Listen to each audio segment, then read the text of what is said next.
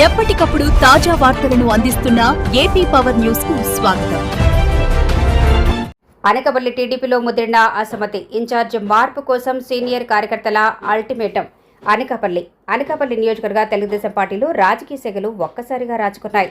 ప్రస్తుత నియోజకవర్గ ఇన్ఛార్జ్ వీల గోవింద్ వైఖరిపై తీవ్ర అసహనంతో ఉన్న సుమారు 100 మందికి పైగా సీనియర్ కార్యకర్తలు తాజాగా ఒక చోట చేరి ఇష్టాగోష్ఠి పేరిట అసమ్మతి గళం విప్పారు.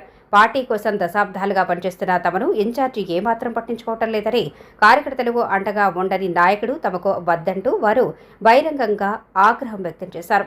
ఈ సందర్భంగా సీనియర్ నాయకులు మాట్లాడుతూ అధిష్టానం ఇప్పటికైనా కళ్లు తెరవాలని, నియోజకవర్గ ఇన్ఛార్జిను మార్చకపోతే భవిష్యత్తులో ఇక్కడ పార్టీ మనుగడ ప్రశ్నార్థకంగా మారుతుందని ఆవేదన వ్యక్తం చేశారు.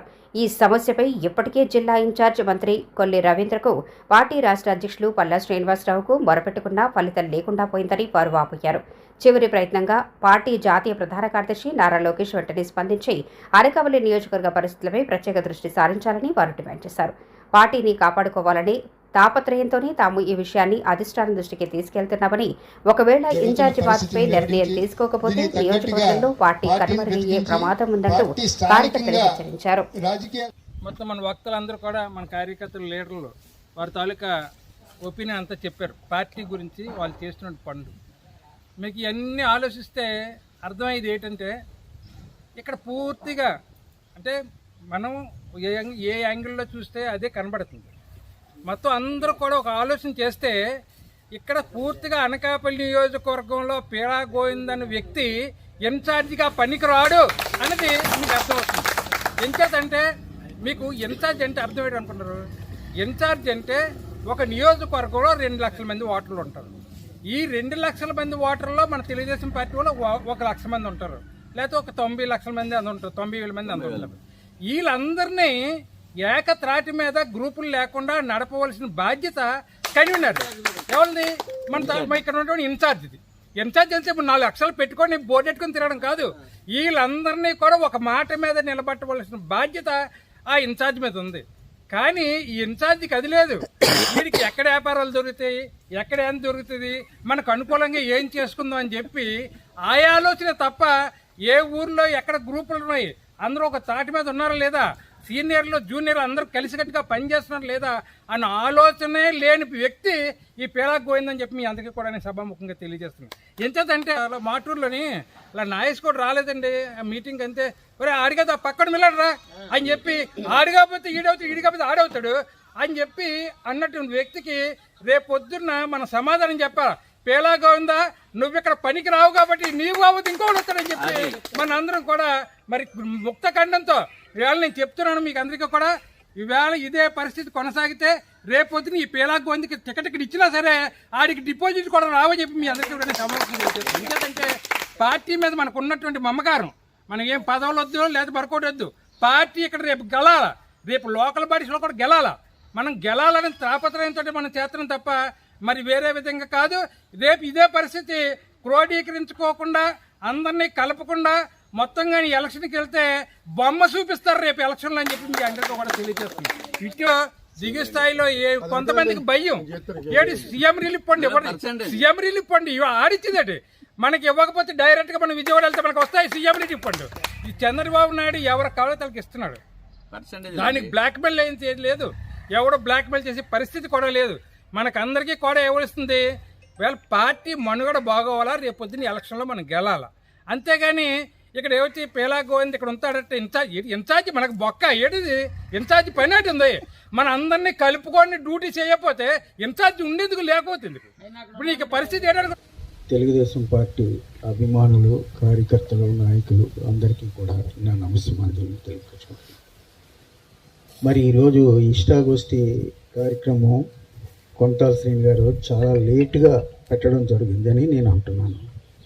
ఎంచేదంటే తెలుగుదేశం పార్టీ 1982 29వ తారీఖుని నందమూరి తారక రామారావు గారు స్థాపించడం జరిగింది. ఆయన స్థాపన ఎలాంటిదో కానీ మరి నేటి ముఖ్యమంత్రి చంద్రబాబు నాయుడు గారు కూడా అన్నగారు స్థాపించినటువంటి తెలుగుదేశం పార్టీ 44 సంవత్సరాలు పూర్తి చేసుకొని 45వ సంవత్సరంలో అడుగుపెట్టి భారతదేశంలోనే ఒక ప్రాంతీయ పార్టీ ఇంత మనుగడ సాధించింది లేదని చెప్పుకోవడం జరుగుతుంది. మరి అటువంటి పార్టీలో చంద్రబాబు నాయుడు గారు కూడా కార్యకర్తల్ని కొద్దిగా విస్మరిస్తున్నారనేసి ఒక అనుకోవడం జరుగుతుంది. ఆయన ఆదేశాలు అయితే బాగానే ఉన్నాయి, కానీ ఇక్కడ నియోజకవర్గంలో ఉన్నటువంటి లోకల్ నాయకులు ఏది కూడా పట్టించుకోకుండా ఏ సమస్య వచ్చినా సరే మేము బాగానే చేస్తున్నామని వచ్చినటువంటి నాయకులకు కానీ ఇన్ఛార్జీలకు కానీ ఏదో చెప్పి పంపించడం జరుగుతుంది. మరి ఇక్కడ ఉన్నటువంటి సమస్యలన్నీ కూడా ఇక్కడ 2014 నుంచి కూడా ఒక చిన్న మార్పు. పీలా గోవింద సత్యనారాయణ గారు ఎమ్మెల్యేగా సీట్ తెచ్చుకోవడం, 13 రోజుల్లో అతన్ని మనం ఎమ్మెల్యేగా చేసాం. అతని సీనియారిటీ ఏంటి? 2014కి మనకి 13 రోజులు. అటువంటి నాయకుడిని పార్టీ అధిష్టానం ఎన్టీ రామారావు గారు పెట్టినటువంటి సిద్ధాంతాలకి లొంగి ఎవరికి సీట్ ఇస్తే వారు ఎటువంటి వాడో మనకు అనవసరం, అది గెలిపించడమే మన కర్తవ్యం అని చెప్పేసి మనం గెలిపిస్తూ కూడా అదే పద్ధతిలో కొనసాగుతూ ఇవాళ 45 సంవత్సరాల సీనియారిటీ ఉన్న నాయకులందరూ కూడా ఎందుకు పనికి రాకుండా ఉన్నారు. నేటికి కూడా ఎవరికి ఏ ఒక్క తోవ కనపడలేదు. ఈరోజు పీలా గోవింద్ గారు ఆయన చేసే పరిపాలన ఏంటంటే 2014లో 23,650 ఓట్లతో మనం ఆయన్ని గెలిపించుకున్నాం. అతను ఏదో చేస్తాడు, అందరినీ పలకరింపు మాత్రం బ్రహ్మాండంగా ఉంటుంది. ఇంకా జీవితంలో ఎవడు కూడా ఇంత మంచోడు లేడని అనిపిస్తుంది. అలాంటిది ఇప్పుడు ఎన్ని గ్రామాలు ఉన్నాయి నియోజకవర్గంలో, అన్ని గ్రామాల్లో కూడా ఎవరైతే సీనియర్ నాయకులు ఉన్నారో, పార్టీకి ఎవరైతే కష్టపడుతున్నారో, పార్టీ అంటే ప్రాణం పెట్టేవాళ్ళు ఎవరున్నారో వాడికి వ్యతిరేకి ఎవడున్నాడో అది ముందు గమనిస్తాడు, వాళ్ళని తయారు చేసుకుంటాడు. ఆయనకి కావాల్సింది ఏంటంటే ఇప్పుడున్నటువంటి నియోజకవర్గంలో ఇవాళ క్లస్టర్స్ అవనివ్వండి, లేకపోతే ఏ కమిటీలు కానివ్వండి, ఏ అంటే అవనివ్వండి, ఒక్క సీనియర్ నాయకుడు ఆయన పక్కన ఉన్నాడేమో చూపించండి. ఎవ్వరూ లేరు. అతనికి ఏంటంటే సీనియర్ నాయకులు ఉంటే అతనికి ఇబ్బంది. ఎంచేతంటే అతడు తెలుగుదేశం పార్టీ సీనియర్ నాయకుడు కాదు కదా. అతను ఒక రకంగా సీటు తెచ్చుకున్నాడు, మనకి దరిద్రం పట్టించాడు. 2014 నుంచి మనం ఆ దరిద్రంలో ఉన్నాం. ఈ దరిద్రం పోవాలంటే ఇన్ఛార్జిని అనకాపల్లిలో మార్చాలంటే మనం ఇప్పుడు ఇక్కడ వచ్చి ఇంతమంది మాట్లాడారు. ఇన్ఛార్జి చెప్పిందంతా ఆలకించాడు, మెమోరాండం ఇచ్చాం. మీకు ఫస్ట్ అనకాపల్లి నియోజకవర్గంలో వచ్చి నేను మీటింగ్ పెడతాను, కార్యకర్తలతోటి మీ సమస్యలన్నీ తీరుస్తానన్నాడు. అతను కూడా ఇప్పుడు 9 నెలలు అయింది, మీటింగ్ లేదు, ఏది లేదు. మనం చెప్పిన ఆలకించేటంతటి వరకే. 2 సార్లు వెళ్ళాం లోకేష్ని కలవడం కూడా జరగలేదు. చంద్రబాబు నాయుడు గారు అంటారు డైరెక్ట్గా మీరు వచ్చి కార్యకర్తలే దేవుళ్ళు. ఈ పీలా గోవింద అంటాడు ఫస్ట్ మీటింగ్లో ఏంటంటాడంటే, నేను పెందుర్తి నుంచి వచ్చాను, నేను ఎవడో తెలియదు, నన్ను 13 రోజుల్లో 23,650 ఓట్లతో గెలిపించారు, మీరే నాకు దేవుళ్ళు అంటాడు. ఆ ఒక్క డైలాగే మనకు మిగిలింది. అందువల్ల ఏంటంటే ఇప్పటికైనా సరే శ్రీని గారు గట్టిగా పూనుకొని అనకాపల్లి ఇక్కడ రూరల్లో అందరూ కలిసి ఏదైనా గట్టిగా చేస్తేనే మనం చేయగలుగుతాం. ఆఫీసులు ఇచ్చారు, పుల్లి రవీంద్రని కలిశారు, మన జిల్లా ఇన్ఛార్జి మంత్రి కాబట్టి వివరంగా చెప్పడం జరిగింది. ఆ తర్వాత కొంత గ్యాప్ ఇచ్చిన తర్వాత ఆయన అక్కడే విజయవాడలో ఇచ్చిన హామీ ఏంటంటే, అనకాపల్లి వచ్చి నేను మీటింగ్ పెడితే, ఇన్ఛార్జి మంత్రిగా నేను వచ్చి మీటింగ్ పెడితే అది కార్యకర్తలతో ఇష్టాగోష్ఠే పెడతానన్నాడు. అనకాపల్లి వచ్చి మీటింగ్ పెడతానంటే మనతోటి కార్యకర్తలతో ఇష్టాగోష్ఠి పెడతాడంట, కార్యకర్తలు కష్ట సుఖాలు తెలుసుకుంటానన్నాడు, నేను పరిష్కారం చేస్తానన్నాడు. చేయకపోతే మన పార్లమెంట్ ఆఫీసులో కూర్చోబెట్టి చెప్పాలని నిర్బంధించాం. ఇన్ఛార్జ్ మందిని నిర్బంధించి ఒక 2 గంటల సేపు నిలదీసిన సందర్భం మామూలుగా కాదు. ఇందాక మన తమ్ముడు రవిని ఆకుల శ్రీని గారు అడిగినట్టు, ఏమండి తెలుగుదేశం పార్టీ అధికారంలోకి వచ్చిన దగ్గర నుంచి ఇప్పుడే కాదు, అంతకుముందు కూడా అతనికి లేదనమాట. నేను ఇన్ని సంవత్సరాల నుంచి తెలుగుదేశం పార్టీలో ఉన్నాను, నేను కష్టపడ్డాను, నా బాధ కొద్దీ నేను మిమ్మల్ని అడుగుతున్నాను, పార్టీ నాకు ఏం చేసింది చెప్పండి, మీరు ఇన్ఛార్జి మంత్రిగా మీరు ఏం చేయగలరు, ఇక్కడ మీరు ఏం చేసి కదులుతారు చెప్పండి అని నిలదీశాడు. పక్కన ఉన్నాడు ఎలాగో ఉందా అండి రైట్ నువ్వెప్పుడు వచ్చారు ఆఫీస్కి నువ్వెప్పుడు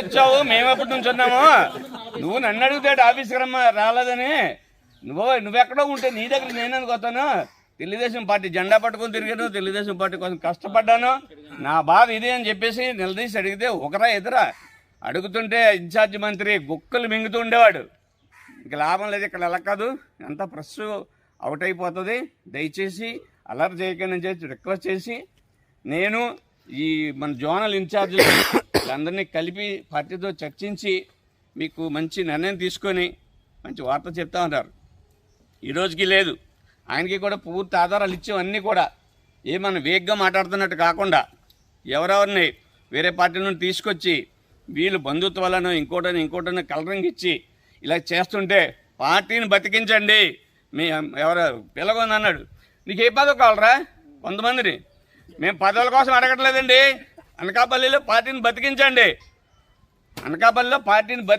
చెప్తున్నాం ఈరోజు కూడా మన సమావేశం ఉద్దేశం కూడా ఇదే అనకాపల్లిలో తెలుగుదేశం పార్టీని బతికించమని కోరుతున్నాం చంద్రబాబు నాయుడిని లోకేష్ని కూడా మరి మన జోనల్ ఇన్ఛార్జీలు అయినటువంటి దామసాల సత్యనారాయణ గారికి అనేక సార్లు పూర్తి ఆధారాలతో రిపోర్ట్లు ఇచ్చాం ఫోన్లు చేసి మాట్లాడాం మీకు అవ్వకపోతే పరిష్కారం చేయడం అవ్వకపోతే ముఖ్యమంత్రి గారితో అపాయింట్మెంట్ మీరే ఫిక్స్ చేయండి జోనల్ ఇన్ఛార్జిగా మేము వస్తామని చెప్పాం అదే సందర్భంలో శ్రీని గారు కూడా చెప్పాం ఇప్పుడు కూడా నేను చెప్తున్నాను నా నుంచి అయితే ఒక బస్సు అరేంజ్ చేస్తాను మనం అందరం కలిసి వెళ్ళడానికి నా పరంగా అలాగే ఇంకా మనం అందరమే మాట్లాడుకొని ఒక 3 or 4 బస్సులు వేసుకొని వెళ్ళి మన నినాదం ఒకటే మనకు పర్సనల్గా పదవుల కోసం కాదు ఇందాక చిన్నారావు గారు చెప్పినట్టు మనం వ్యక్తిగతంగా ఎంతో నష్టపోతే ఎవడైనా సరే ఈ అమ్మాయి తొక్కల పార్టీ నాకెందుకని ఇంకో దగ్గర బాగున్న చోటుకి వెళ్తారు కానీ వేరే పార్టీ అధికారంలో ఉన్నప్పుడు అక్కడికి వెళ్ళడం మనిషి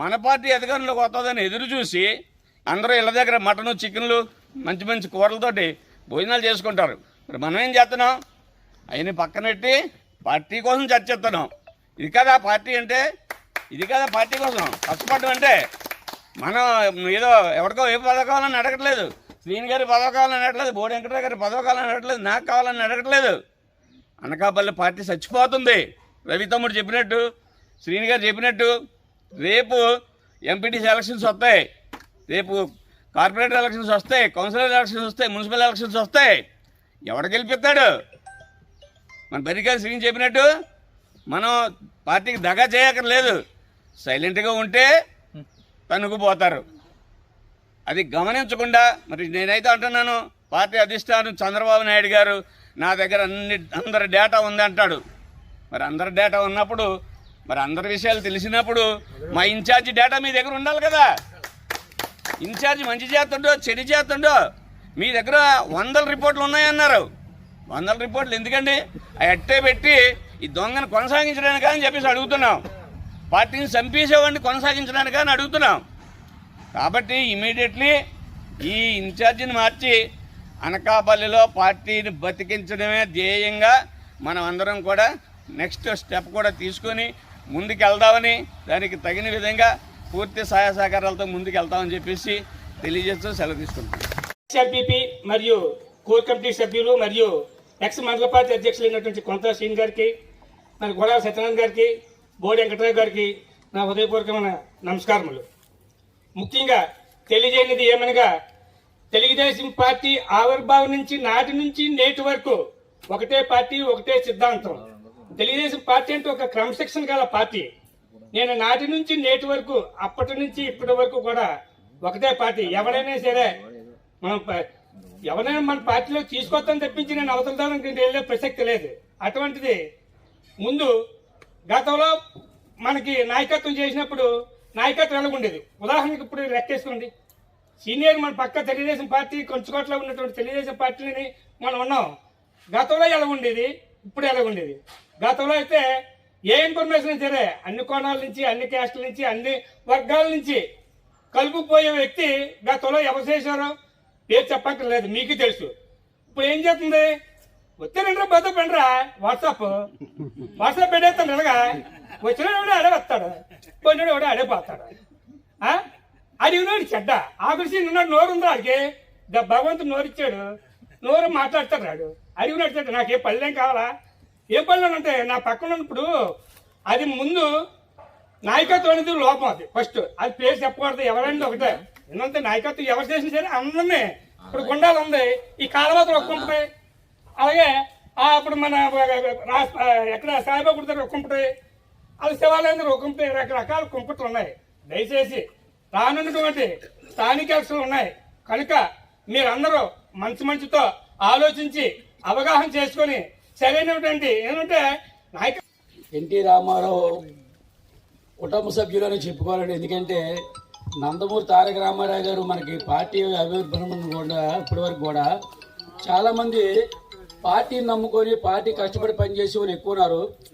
మధ్యలో ఏదో వాళ్ళ పాపం గడుపుకుని పోయే వాళ్ళు అయితే చాలామంది ఉన్నారు. వాళ్ళే మెయింటైన్ చేస్తున్నారు, వాళ్ళే నాయకులుగా తిరుగుతున్నారు.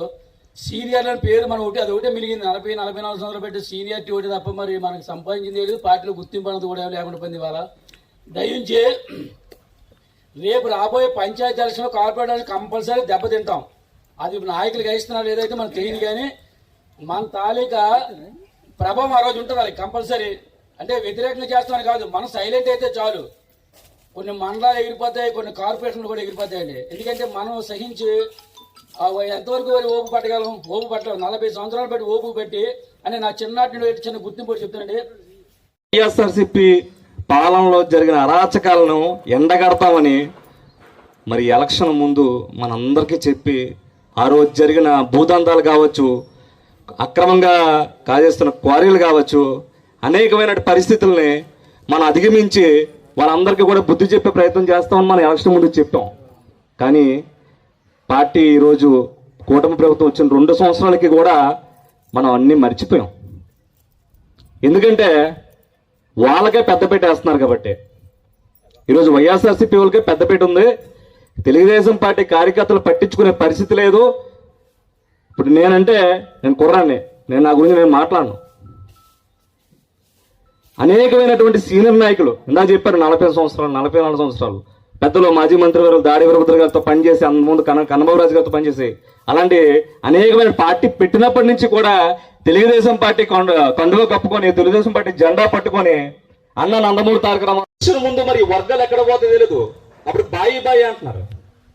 ఎలక్షన్ అయిపోయిన తర్వాత మీరు ఆ వర్గం, మీరు ఈ వర్గం, మీరు ఆ పార్టీ, మీరు ఈ పార్టీ.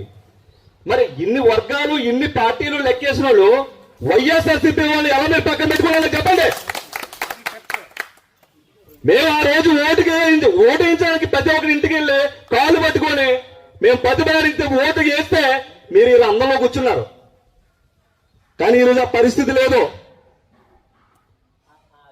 ఈ ఏప్రిల్ మేలో ఎలాంటి ఎండలో మీకు తెలుసు, ఆ రోజు ఎలక్షన్ లో ఎంత కష్టపడి మనందరూ పనిచేసామో మీకు తెలుసు.